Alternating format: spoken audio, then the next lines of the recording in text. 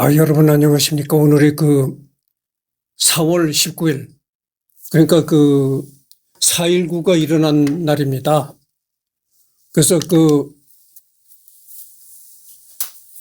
대한민국 국민은 위대했다, 이렇게 말할 수가 있습니다.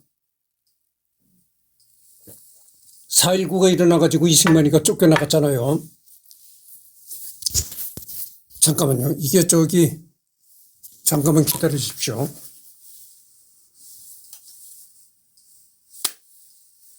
잠깐만 기다려 주세요.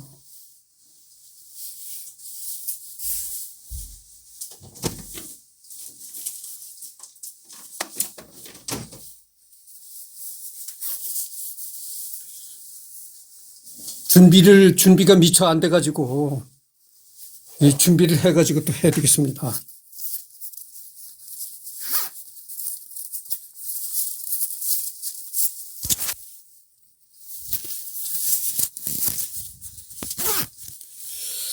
그래서 오늘이 4.19가 일어난 날이죠.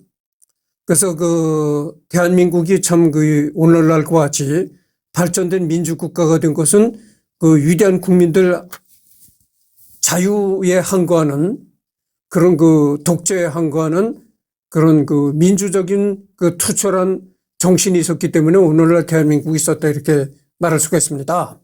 그래서 4.19 의거를 일으켜서 꽃다운 젊은 청년들이 죽어간 그런 사람들을 애도를 해야 되겠습니다. 북한에는 북한에도 김일성을 축출하려는 그런 시도가 한 번 있었어요. 6.25가 끝나고서는 그런 시도가 있었었는데, 그 시도를 한 후로는 한 번도 이제 저항이 없었다 이거죠. 좀 안타까운 일입니다. 이제 여기서부터 할 차례입니다. 이게 단순한 예우성 관직이 아니면 바로 드러난다. 조조는 전날의 공손찬이나 뒷날의 원소, 유표처럼 유비를 적극적으로 써먹으려 했던 것이다. 황제를 칭칭한 황실의 에너미 오브 더 스테이트의 영순이었던 원술 토벌을 위해 조조는 유비에게 군대와 부장까지 딸려 파견했다. 나중에 곽가와 정욱이 왜 그러냐고 조조를 들볶는데, 이는 곧 유비에 대한 우대가 조조 본인의 의지였다는 뜻이다. 실제로 이것과 비교할 만한 케이스가 유비가 한중왕에 올랐을 때 군벌이었던 마초의 높은 위상과 입지를 고려해 오른팔 관우 바로 밑이자 왼팔 장군의 바로 위인 좌장군에 임명한 것이다. 그런데 왕의 신분으로 사방 장군을 임명한 유비와 달리 조조는 이때 왕이나 승상도 아닌 사공의 직위에 있었다. 태유했던 조조가 유비한테 자기를 위협할 위치인 표기장군, 거기장군 자리를 받아줄 리가 당연히 없다는 걸 생각하면 조조 입장에선 자기가 줄 수 있는 가장 높은 벼슬을 얻어다 준 것이다. 비교를 위해 언급하면 위왕 조조가 자신의 최측근 하후돈에게 내린 가장 높은 벼슬이 전장군이었고, 이는 한참 후의 일이었다. 또한 장합이 좌장군 자리에 오른 건 조비가 황제가 된 이후였다. 즉 이때 당시엔 벼슬만 놓고 보면 조인이나 하우돈 같은 사람보다 유비가 높은 직위였다는 것이다. 물론 조조는 자포장군이던 하우돈에게 도덕에 해당하는 권한을 줄 정도였으니 명목상 벼슬은 큰 의미가 없고, 당연히 조조 군내에서 바로 유비 입지가 저 둘보다 커졌다는 건 아니지만 어쨌거나 그 정도는 높은 벼슬이었다는 것이다. 얼마나 조조가 유비를 탐냈는지는 볼 수 있다. 얼마나 조조가 유비를 탐냈는지를 볼 수 있다, 이런 얘기죠. 이렇게 조조는 허도로 되돌아와 표를 올려 유비를 좌장군으로 삼고 그에 대한 예우가 더욱 중해졌는데, 평소 출행할 때 같은 마차에 타고 같은 자리에 앉았을 정도로 유비를 중히 대했다. 보통 조조에 대해선 관우에 대한 극진한 예우를 생각하는 사람들이 많지만 그 시초는 유비였던 것이다. 이 조조가 이렇게 유비를 극진히 대했다는 거죠. 그러나 나중에는 어쨌든 간에 이 유비와 조조는 적대 관계에 있었다, 이런 말을 합니다.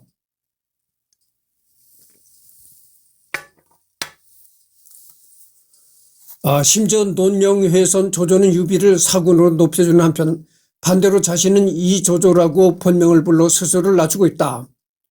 조조가 유비를 어떻게 보고 있었는지 유비가 이 얘기를 듣고 얼마나 당황했을지 알 법하다.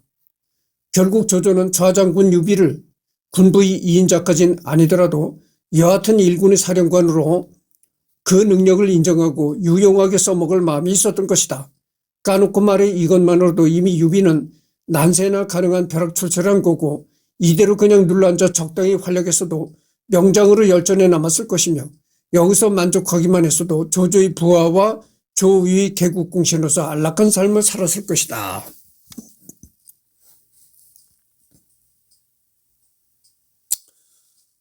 그러나 유비는 여기 나오잖아요.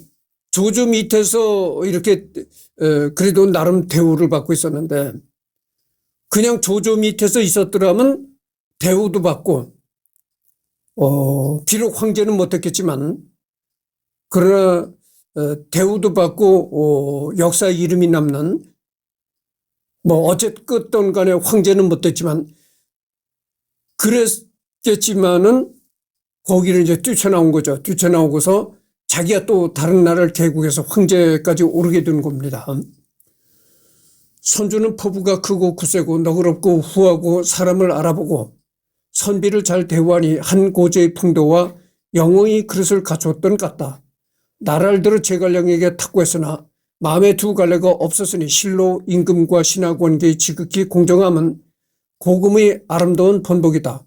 기지와 임기웅변, 재능과 모략은 위무제에는 미치지 못해 이 때문에 그 영토는 협소했다.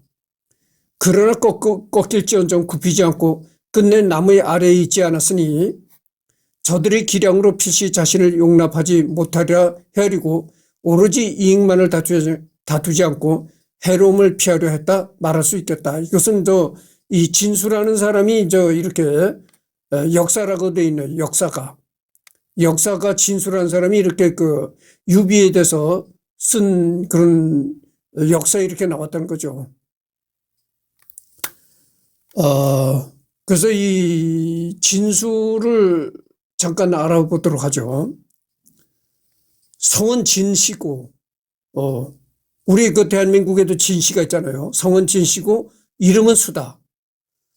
233년에 출생했고, 익주 파소군 안한년에서 출생했다. 사망은 297년 64살에 사망했다. 이렇게 나와 있습니다. 중국 삼국시대 촉한과 서진에서 활동한 역사가이자 저술가, 관료이며 역사서 삼국지 저자다.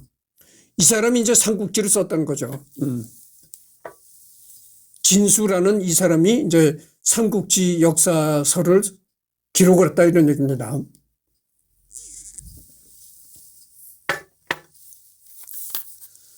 제갈량 사후에 활약한 삼국시대 후반기 인물인데다가 그나마 그의 행적들도 거의 조명받지 못해서 삼국지연의만 접한 사람들 사이에서는 의외로 진수를 모르는 사람들도 꽤 있다. 그러나 삼국지연의도 실제로는 진수가 쓴 삼국지를 참조하여 쓰여졌기에 애초에 정사가 없었다면 삼국시대에 관한 이야기 자체가 지금처럼 큰 인기를 끌지 못했을 것이다. 후대에 나온 나관종의 소설 삼국지연의와 구분하기 위해서 진수가 쓴 역사서 삼국지는 흔히 정사 삼국지라고 부른다. 이후에 생겨난 삼국시대와 연관된 여러 이야기들은 대부분 나관종의 삼국지연의 아니면 진수의 정사 삼국지를 바탕으로 창작된 것들이다. 이하 진수의 정사 삼국지는 별다른 상황이 아니면 삼국지로 표기한다. 어려서 학문을 좋아해 같은 군이 초주를 스승으로 섬겼다. 초주는 진수에게 학문으로 이름을 떨칠 것이니 도중에 실패를 겪어도 불행이 아니므로 언행에 신중해야 한다고 했다. 총나라에서 벼슬하면서 각 관각 영사가 되었다. 환관 황호가 권력을 잡자 그 위세와 권력의 대신들이 뜻을 굽히고 따랐으나 진수 홀로 이에 굴복하지 않다가 자주 좌천되거나 파면되었다. 진수는 당시 여러모로 불우한 삶을 살았다. 아버지 상중에 병이 나서 한약을 시켜 환약을 만들게 했는데 마침 찾아온 손님이 이 장면을 보게 되었다. 당시에는 부모의 상중에 병이 나거나 건강을 상하게 하는 건 당연한 일이라서 사람들에게 불효자라고 욕을 먹었다. 그래서 하여튼 뭐 이 삼국지라는 역사서를 쓴 인물이 바로 이 진수라는 사람이었다 이거죠. 그러나 유비의 야심은 거기서 끝이 아니었고 때마침 천자인 헌제가 기획한 의대조 사건이 터지면서 유비는 조조와 결정적으로 갈라지게 된다. 그래서 방금 전에도 내가 얘기를 했잖아요. 이 유비는 조조 밑에서 있었다는 거죠. 조조와 더불어서 이렇게 같이 행동을 하다가 조조를 뛰쳐나오게 된 결정적인 사건이 이거라는 거죠. 의대조 사건이라는 거죠. 이 의대조 사건으로 인해 가지고 유비와 조조는 각각 다른 길로 이제 가는 겁니다. 그러면 의대조 사건이라는 게 어떤 사건이냐 한번 간단히 들어가 보도록 하죠. 199년에 헌제에게서 밀서를 받아 권력자인 조조를 암살하려고 시도하던 동승 등이 200년 정월에 발각되어 숙종된 사건이다. 의대는 옷의 허리띠로 헌제가 허리띠 속에 조서를 숨겨놓고 전달한 것에서 유래했다. 199년에 그 헌제에게서 밀서를 받아요. 헌제는 그 황제죠. 황제에게서 밀서를 받아 권력자인 조조를 암살을 하려고 이제 시도했었다는 거죠. 그 사건이라는 겁니다, 이게.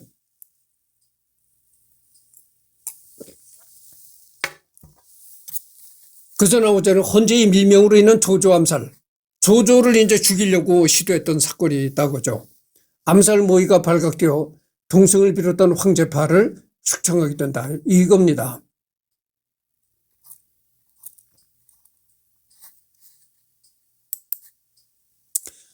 이 조조를 암살하려고 했다. 이런 그 얘기가 나오니까 하는 얘기인데 내가 방금 이 얘기를 처음 시작할 때 뭐라고 했습니까?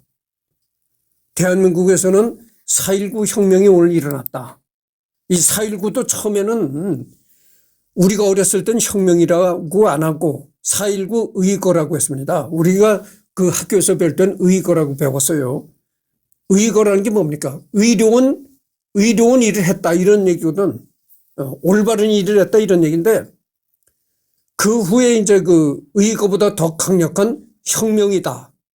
오늘 요즘에는 4.19 의거라고 안 하고 4.19 혁명이라고 하는 거죠. 그 권력자인 이승만을 쫓아냈다 해가지고. 근데 북한에도 내가 북한 얘기를 했었잖아요. 대한민국은 이렇게 저항 세력들이 들고 일어나 가지고 이제 독재 정권을 내쫓고 올바른 민주국가의 길로 가는 그런 일을 했는데 북한은 그렇지 않잖아요. 북한은 이 김씨 일가가 그냥 독식을 하고 북한 전체를 자기 소유물화 했단 말이죠. 그럼 북한에서는 저항이 없었느냐? 그렇진 않아요. 북한에서도 저항이 있었습니다. 저항이 있었는데 그게 언제였었냐면은 6.25 전쟁이 끝나고 6.25 전쟁이 바로 끝난 후에 김일성이가 이 동유럽을 시찰하려고 이제 동유럽으로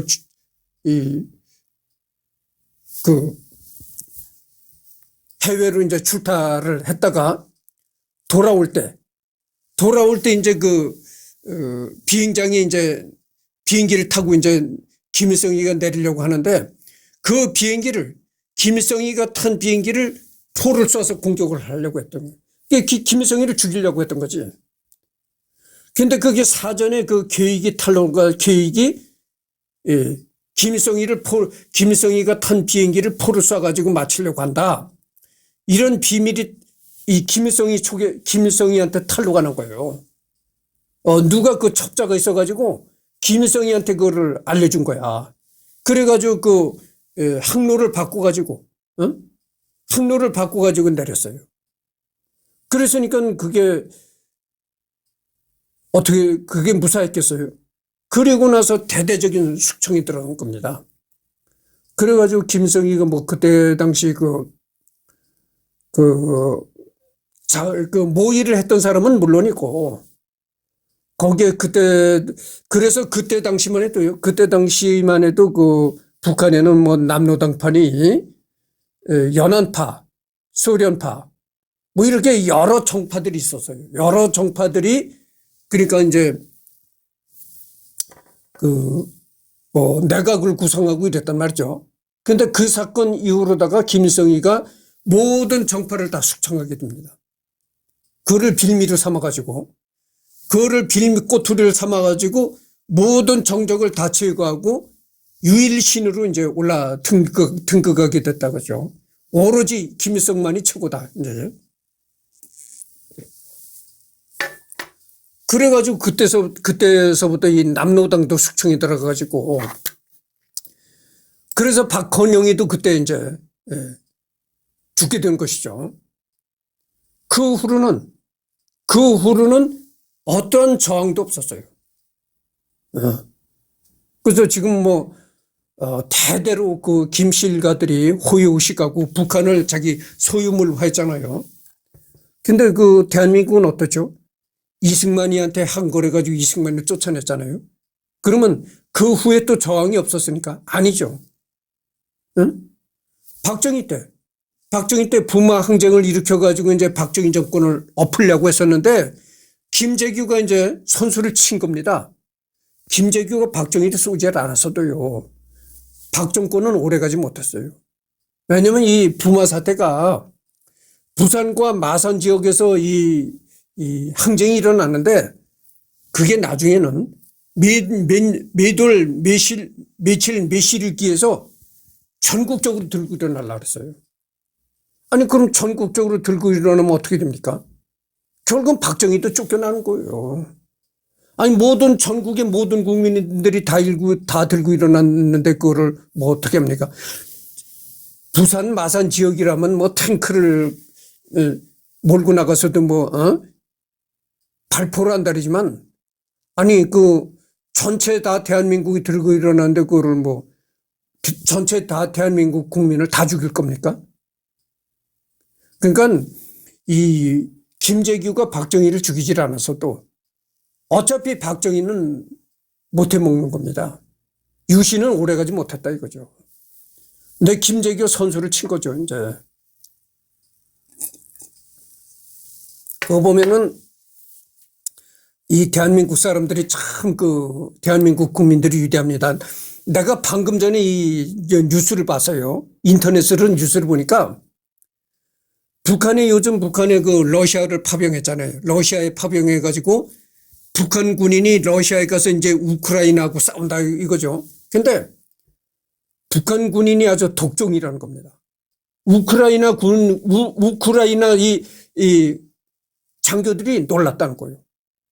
이 러시아 군인들은 드론이 떠가지고 이 폭탄을 내려 떨구면은 폭탄 몇 개만 떨어지면 다 도망가고 다 도망가기 바쁘대. 러시아 군인들은 그런데 이 북한 군인들은 폭탄이 떨어져도 계속 진격을 한다는 거예요. 앞에 사람이 폭탄을 맞아 쓰러지면 그 앞에 사람을 딛고 넘어가서 또 가고 이런다는 거예요. 그러니까 진짜 죽고 사는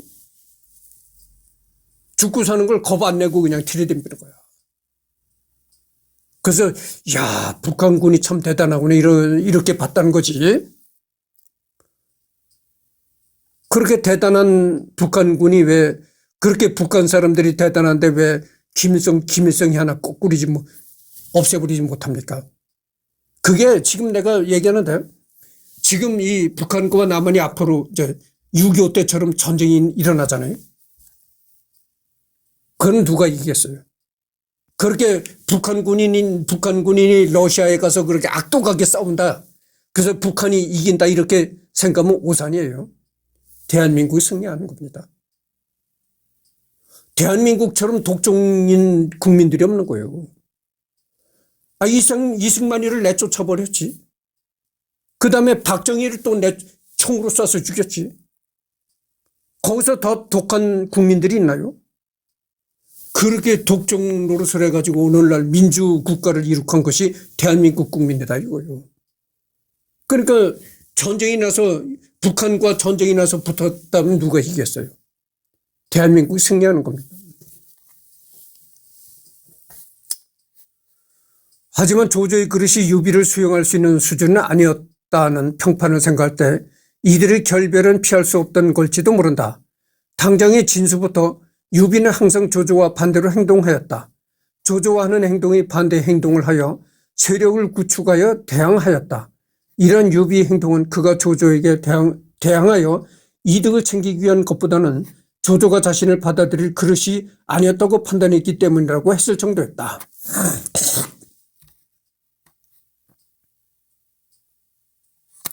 하여튼 내가 전번 시간에도 내가 얘기를 했지만 이 조조라는 사람을 언젠가는 내가 또 할 것이다 이렇게 여러분들한테 이제 약속을 합니다. 왜 그러냐면 말이죠. 이 조조라는 인물이 참 또 재미난 인물이에요. 내가 어렸을 때 이 우리 동네 사람들이 뭐라고 한 줄 아십니까?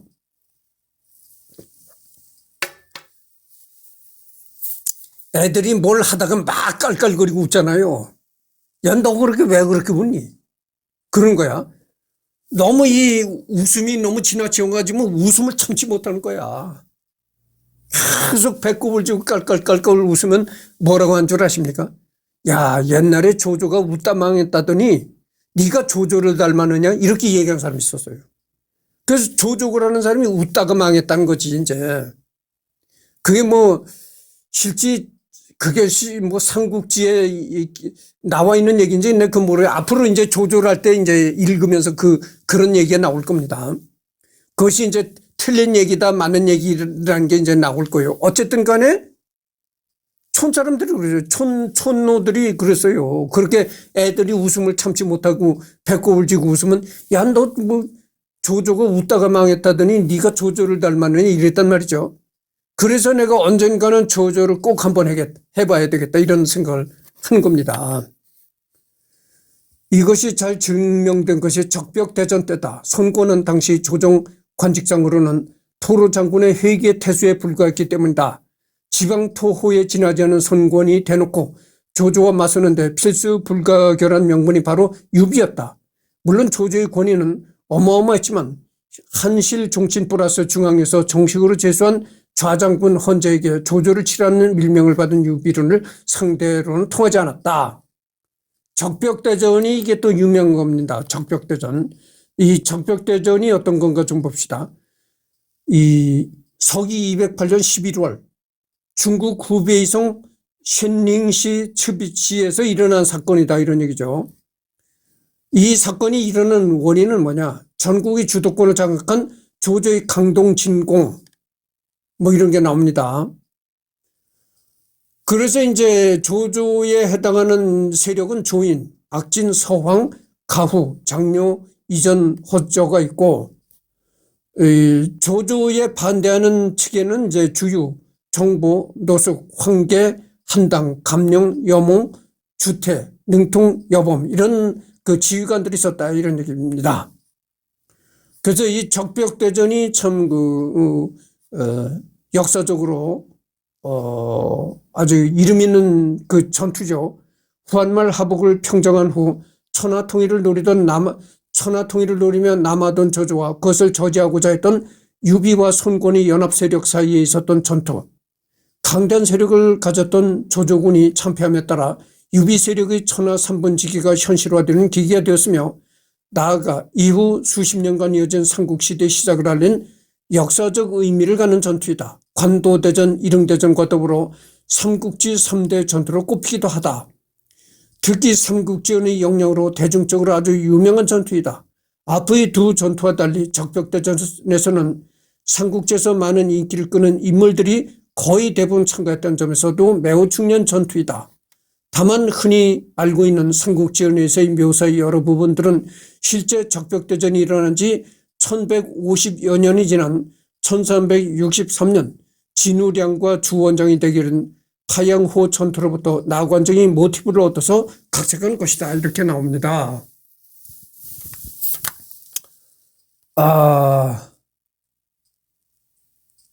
적벽대전에서는 삼국지에서 많은 인기를 끄는 인물들이 거의 다 참가했다.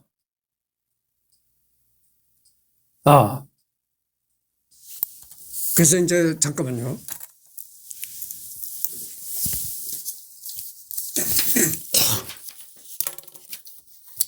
하여튼 본래의 위치로 되돌아가도록 하겠습니다. 여기서 보면은,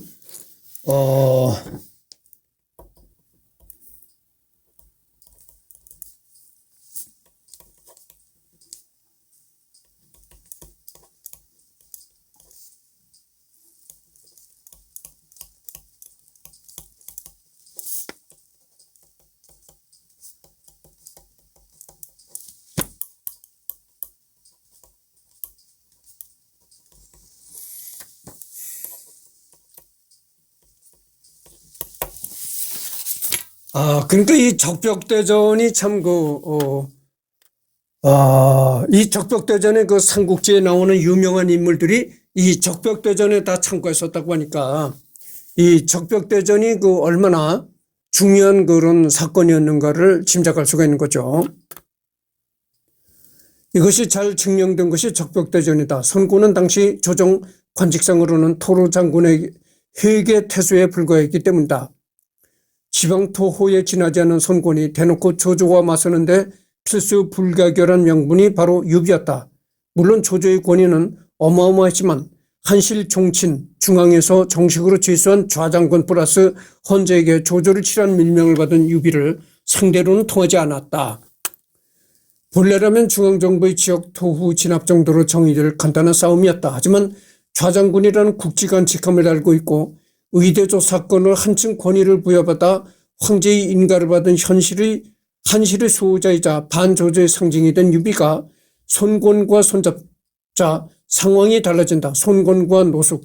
주유는 유비를 앞세워 원소가 처음 만든 프레임을 재활용한 황제를 쥐고 한실을 농단하는 역적 조조에게 맞서는 정당한 싸움을 만들었다.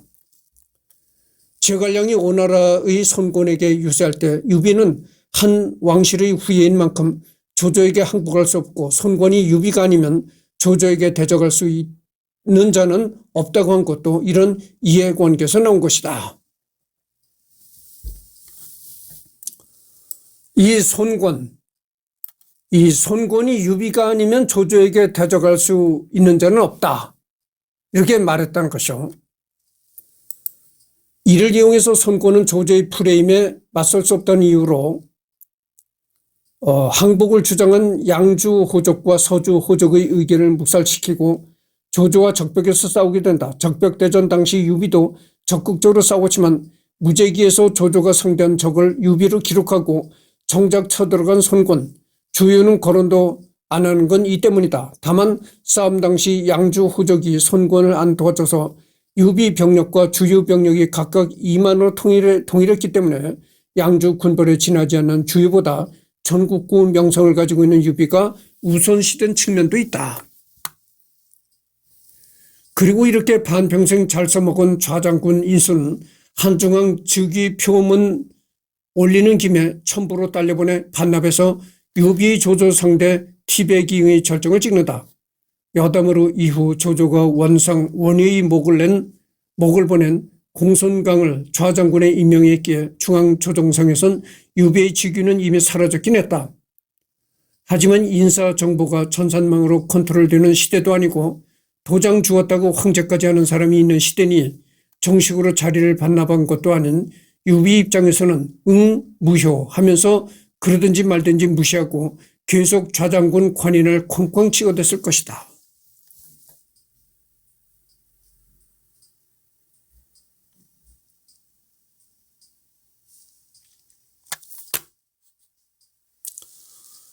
실제로 유비 좌장군부는 이후에도 쭉 계속 운영됐고 애초에 동현도 일족 자체가 황하 이남 사람들은 들어볼 일도 없는 북녘당 반독립 세력에 알려지지 않은 드보잡들이다. 어차피 유비랑 손잡는 사람들 모두 반조조인 이상 나 믿을 거야, 유장군 믿을 거야 시기였을 테니 역시 의미가 없었다. 애초에 직함의 힘은 이를 받아들이는 사람들이 어떻게 받아들이냐에서 나온다. 대한민국에서 대통령이나 장관 같은 공식 직함이 절대적인 것은 한반도의 이남 영토에서 대한민국 정부의 권위가 절대적이기 때문이다. 그런데 당시 조조, 정확히 말하면 그가 조종하던 한 왕실의 권위는 자신이 점령하고 있던 지역에서조차 권위가 한계 있었다. 조조가 아닌 유비를 지지하는 세력이 얼마나 많았는지는 훗날 관우와 제갈량의 북벌 당시 이들의 호응에 여기저기서 들고 일어난 반란을 보면 알 수 있다. 조조의 영토 내에서도 이 정도인데 그 밖에서는 그를 따르는 이가 더욱 적을 것이고, 이런 반조조파들이 그가 새로 임명한 인사를 새 좌장군으로 인정할 리가 만무하다.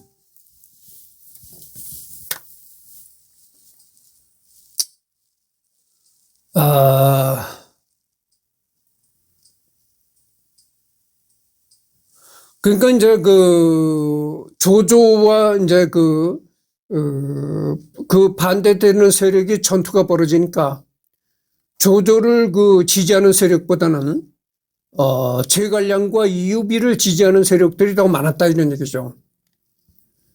실제로 원상이 잡혀 죽은 뒤에 유비 형주목 취임 때도 유비는 좌장군의 신분으로 형주목을 겸임하고 공안에 주둔했다 라고 쓰고 있고, 입축 때도 성도가 평정되자 제갈량을 군사장군으로 삼고 좌장군부 일을 대행하게 했다. 이것은 이제 제갈량전 한증왕표에도 한증왕에 올랐으니 좌장군과 의성정후의 인수를 반환합니다라고 썼다. 진수조차 주변 군벌이나 부하들, 유력 인사들이 유비를 실제 좌장군으로 받아들이고 있었다고 쓰고 있음을 알 수 있다. 지금 32분을 경과하고 있습니다. 잠깐만요.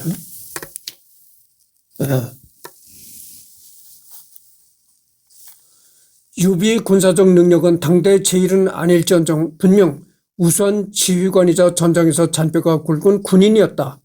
군웅할 것이되 유비가 의탁한 사람 내지는 힘을 빌리려던 자들인 공손찬, 도겸, 조조, 원소, 유표, 유장 모두 유비 세력을 최전방에 보내서 적을 방어하는 일을 맡기거나 맡기려고 했다.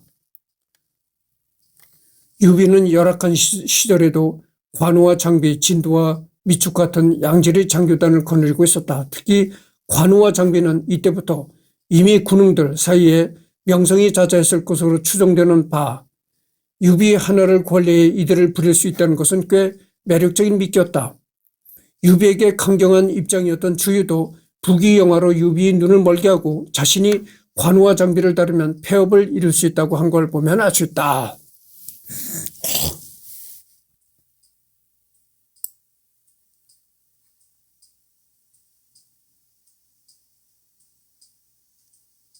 여기 참 뜻깊은 얘기가 나오는데, 부귀영화로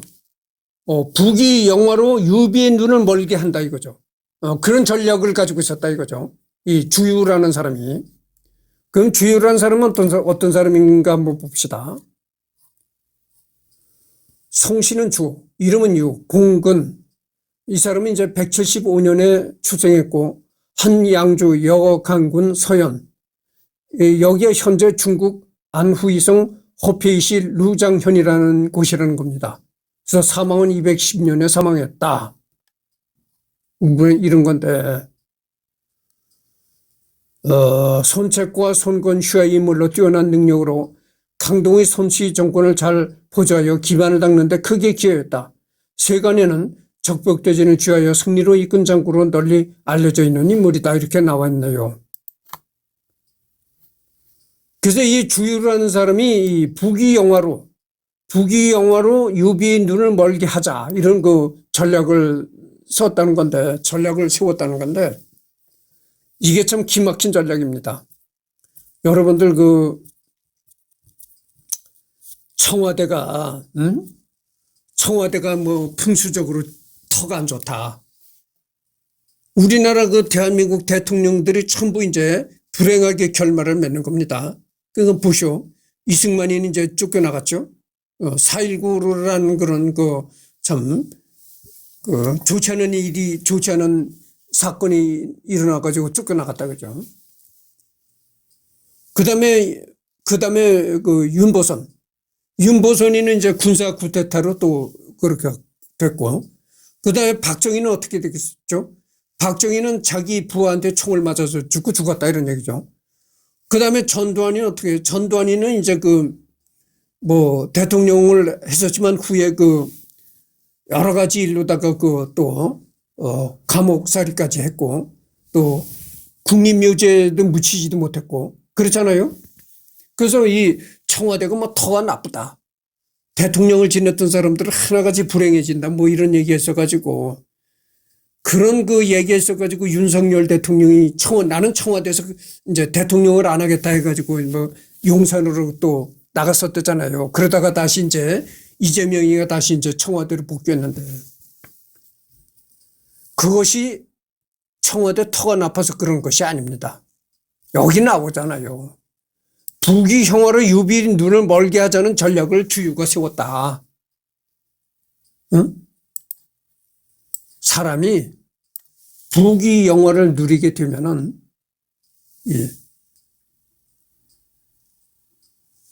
귀가 멀고 눈이 감겨지는 겁니다. 그래서 귀가 멀고 눈이 감겨지면 어떻게 됩니까? 봐야 될 것을 보지 못하고 귀가 멀으니까 들어야 할 것을 듣지 못한다 이런 얘기죠. 그러니까 구중궁궐이라고 하잖아요. 청와대가 구중궁궐이다. 구중궁궐에 갇혀 있다 보면은 국민들의 함성을 못 듣는다. 뭐 이런 식의 얘기가 된 거죠. 올바른 현실 파악을 못하게 된다 이거죠. 그게 뭐랄까요? 부귀영화로 눈과 귀가 멀어지는 겁니다. 그 청와대 들어가가지고 맨날 비서관들이 대통령님 이렇게 축켜 세워주고 뭐 경호원들도 이렇게 축켜 세워주고 이러다 보면은 그렇게 부귀영화를 누리다 보면 눈 멀고 귀 멀고 이렇게 된다. 그래서 나중에 정치를 그르치게 되고 일을 그르치게 돼서 나중에 결말이 나빠진다 이런 얘기죠. 그게 부귀영화가 눈을 멀게 하고 귀를 멀게 하고 그런 결과를 가져가서 그렇게 되는 겁니다. 그래서 이걸 보면은 말이죠. 이 주유라는 사람이 얼마나 참 수준 높은 그런 전략가였었는가를 알 수 있는 거죠. 응? 유비를 부귀영화를 누리게 해서 유비가 눈을 멀게 하고 귀를 멀게 하자 이런 전략을 세웠다는 거죠. 그러니까 이게 얼마나 차원 높은 전략입니까? 그래서 지금 39분을 경과했습니다. 그래서 이것으로 끝내고 오후에 또 시간이 있으니까 오후는 여기서부터 하도록 하겠습니다.